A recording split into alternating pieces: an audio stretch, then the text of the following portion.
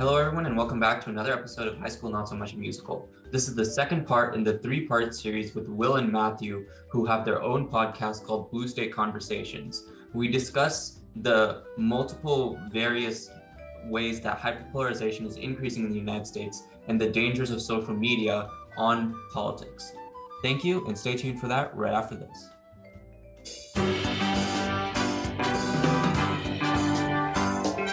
This is High School Not So Much a Musical, a podcast that takes you on a ride through the peaks and valleys of a high school journey.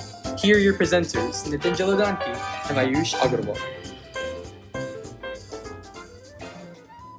I liked how by talking about gun control and Black Lives Matter, you all kind of illustrated the point of how most people are in the moderate. They're not on either extreme of the left or the right. Most people are not either pro-gun control or anti-gun control. They're somewhere in the middle. As you mentioned, they might support putting guns on the less than 1% who are using it for deadly use, and the others who are just and not on the others who are just using to protect themselves. And same for Black Lives Matter. It's not just either pro-BLM or anti-BLM. You have to make the distinction between Black Lives Matter as an organization and Black Lives Matter as a movement. And in the planning meeting, we talked about abortion, how it's not just pro-choice or pro-life, it's most people actually lie in the middle. So if you all could talk a little bit more about how the media characterizes everything to the extreme. You're either pro-choice, pro-life, pro-gun control, anti-gun control, pro-Black Lives Matter, anti-Black Lives Matter, but in reality, how most people are in the middle and how most people are moderates. I think that would give listeners a good understanding of where most people in the United States actually lie on the political spectrum. I want to talk about one part of this, and I'm sure Matthew will want to key in a few of those things. So you mentioned that there's the media is really far left or really far right, and a lot of people are in the middle.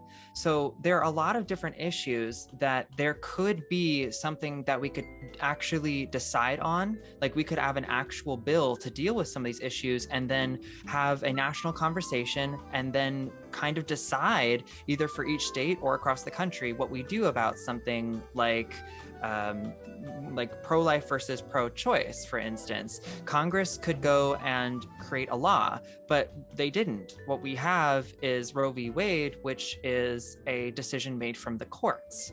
And so where we are is the House and Senate really from both sides don't want to take a stance on, they're willing to take a stance, but they're not willing to do anything about it at the federal level because of money. So if somebody comes and says, I'm pro-life, and then somebody runs against them and says, I'm pro-choice, vote for me because we don't like that person's views.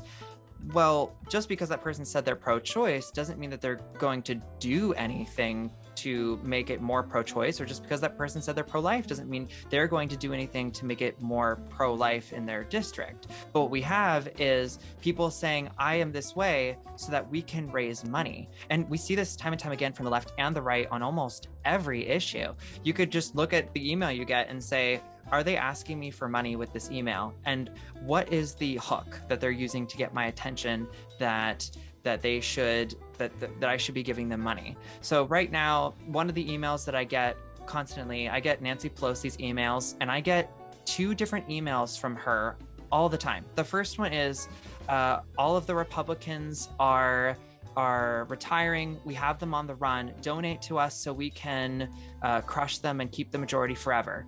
And then a week later, I'll get an email from her saying, oh no, the Republicans have raised X number of millions, and we're going to lose to them in the midterms. Please support us so that we can continue to defend X, Y, and Z. And it blows my mind because they're trying to use both methods to bring in money, negative stimulation and positive stimulation. And so if you receive these different emails and different advertising, it's really interesting to see what they're selling. And just to throw this way back, when I was a kid, I'd watch TV with my parents, and an ad would come on, and in the first few seconds my parents would say, what are they selling? And your answer, you start realizing fast food, cars, and the political ads were really obvious too. And it's just okay, why are they selling that? And so we've come into a position where the politicians are trying to rile people up into buying what they are selling. And most people would be open to having a conversation, but politicians in their advertising, they're not trying to have a discussion. They're trying to gain support. Yeah. So just to sort of build off what he was saying there, for the media, part of the issue is there's a base, right? You have a certain number of viewers, and you have to sort of go with what your viewership wants. And oftentimes when your viewership wants a certain thing, you're going to go that way. It's, money does affect people, but a lot of times it's not so much that it's money. It's that, you can have all the advertisers in the world, but what happens if your audience leaves you? You have no advertisers, right?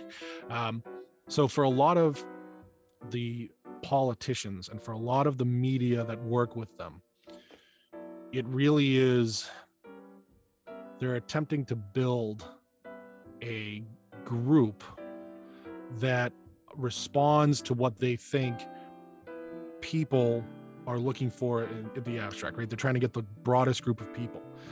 So as he was saying with those Nancy Pelosi emails and everything, and he doesn't tell you about the ones he gets with the stock tips from her, but what happens after that, she's going to send that email, you're going to send money, but those emails are not going to say, here's our policy, here's what we're going to do. There's none of that. What it is you need to vote for us, because otherwise your issue will not be solved to your satisfaction. And that's always what they're going to be promising. When you promise that an issue is going to be solved to their satisfaction, what you're trying to say to them is, like you can take, say, gun control. The majority of people may be, they might be in terms of, gun control, they may be just center right, like, hey, there should be some limitations, but everybody should generally be able to own guns, right? That's probably where most people are. What they're going to try and do is they're going to try and tell you, hey, those guys over there want kids to die. Because again, they want to use that passion. They want to use that stuff. That's, as they say, you never let a good crisis go to waste. They're going to try and pull that from you, so that even if you went to the other guy and went, he has some reasonable ideas, they want to make anything that the other team says come across as no, you have to, like, how many times have you heard like a Republican will say something like, well, we should hire people based on their merit. Are they the best person for the job? Does anybody disagree with this? No. So what are they going to try and do? They're going to try and push that as, well, the Republicans are saying that, but really, they mean white people, right? And then what'll happen is Republicans will turn around and they'll say something like, no, that's not what we mean. We mean you should hire the best person. So the idea is you want to make it a referendum on your opponent, right? Because what they've found is a lot of people don't actually have enough information. So if you can make it a choice on, do I like this guy? No, I'll vote for the other. So that's where the push is. So a lot of the media push is not so much to actually inform you or to do anything in particular. It's to create a feeling of, geez, I'm not too high on candidate A, but I could never vote for candidate B. So I guess candidate A is fine. Or they don't vote, in which case you've lowered the vote total anyway. You'll see that, like, why did Donald Trump win 2016? No one likes Hillary Clinton. 0 people like Hillary Clinton. Bill Clinton doesn't like Hillary Clinton. And those people, when that turnout there was very low, but what did they do in 2020? And Trump helped them out with this. They made it a vote about, you really want Trump to remain in power? I mean, everybody can see Joe Biden is not fully with us. He's never solved a single problem. The guy's the biggest flip-flopper in the history of flip-flopping, well, except for maybe Romney. But why did he get elected? Because it became, well, if you vote for Trump, you're voting for racism. If you vote for Trump, you're voting for the devil. Right. I have a friend who, they say they are a single topic abortion voter, right? They are pro-life. If you're pro-life, you're my guy. They didn't vote for Trump, who was the only pro-life candidate in the entire race. Now, they didn't vote for Biden, but they actually said, well, I don't like Biden, I don't like what he stands for, but I just can't vote for Trump. So they went third party, right? And then months later, the Democrat gets in, he starts putting in all the pro-choice stuff, and she went, oh no, this is terrible. It was like, hey, but that's the push that the media is trying to get. The media is trying to push you into a position of trying to decide, well, there's no way I could vote for this guy. He's a flawed human being. So I better vote for the slightly less flawed human being. They want to push you into that decision. And then they want to restrict your information in such a way that it looks clearly that way. Now, not everyone in the media does this. Some guys are genuinely thinking that they're giving you the right down the middle sort of thing. But the problem is it's becoming, those people don't get clicks. So on the other end of it, people need to understand that what you click on drives who gets hired. If you click on a hyperpartisan person, then they will hire hyperpartisan people. If you click on people who are down the middle, they will hire down the middle people. There's a part that comes from you. So the more you click on Tucker Carlson and Rachel Maddow, then the more Tucker Carlsons and Rachel Maddows you get. Yeah, and that's what ends up becoming like the echo chamber of social media and news networks. Like if I'm on Twitter or if I'm on another social media platform, I'm only going to follow people that represent my beliefs, and they spew back to me whatever I believe. So then it ends up being like an endless cycle of me just repeatedly not being exposed to new perspectives, essentially. And then what happens when those people mess up, right? Like let's say one of those people that you follow, we don't have to name anybody, but say one of those people says something that's really out of the pale. What's the typical response from their followers? Yeah, that wasn't bad, but we can't let those other guys win, right? Because if they win, then we might lose. And it's like, yeah, but this is where you see the extremism can sneak in. Because then it ends up being like, no matter what happens, I have to support these guys because the alternative is just that much worse. Right. And yeah. You nailed it. Yep. And I kind of wanted to go more into this stuff about, specifically about human rights, because I saw that you all had a podcast about that, and I think human rights have become a little bit more vague in the recent years, because I feel like, for example, a lot of progressives say that things like housing and healthcare, all of those are human rights, while I think more conservatives are more like, hey, equality of opportunity is like the fundamental human right, and from there you have to work yourself up and essentially garner like the funds necessary to get those other things like healthcare, housing, etc. So if you all could talk a little bit more about that and like that progression. Yeah, it's funny how all the things we want are always human rights.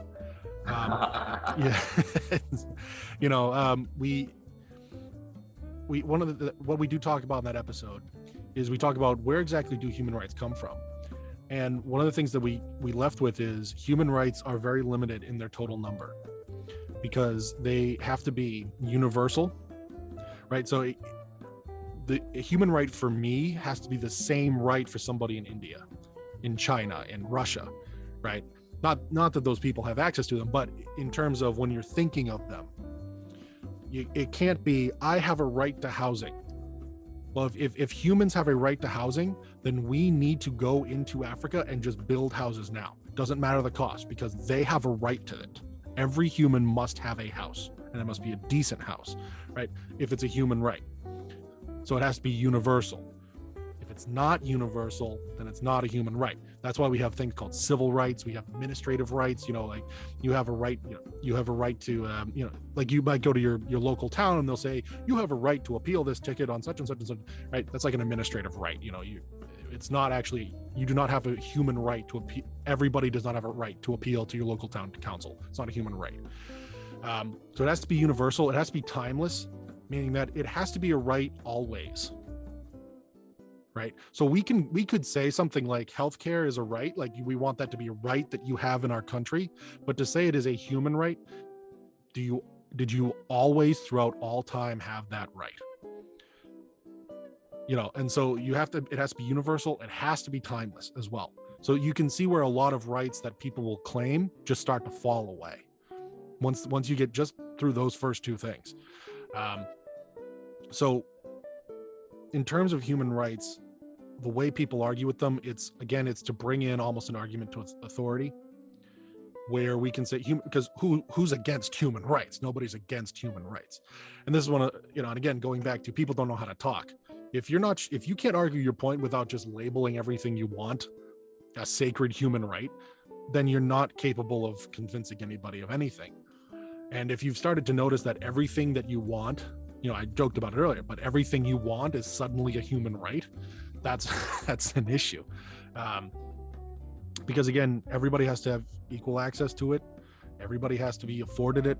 It has to be universal. It has to be timeless. And so that limits the amount. So we think the problem is we have focused so much on rights becoming just anything that we should have. Internet's a human right. No, it's not. You do not have a right to internet. Right now, internet is useful. It's part of the modern era.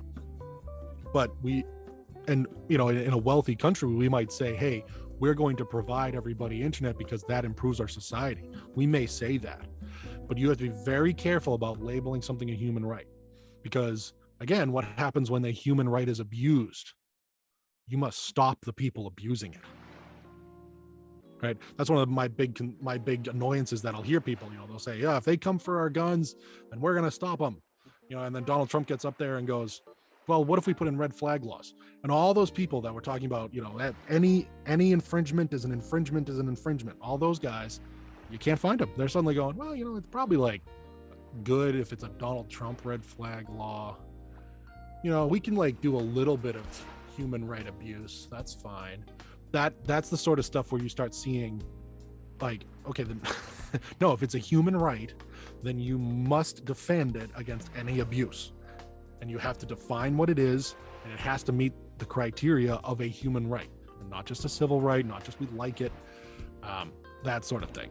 So that's what we talked about in our episode on just where do human rights come from, because I think a lot of people have forgotten. I think we don't really teach it.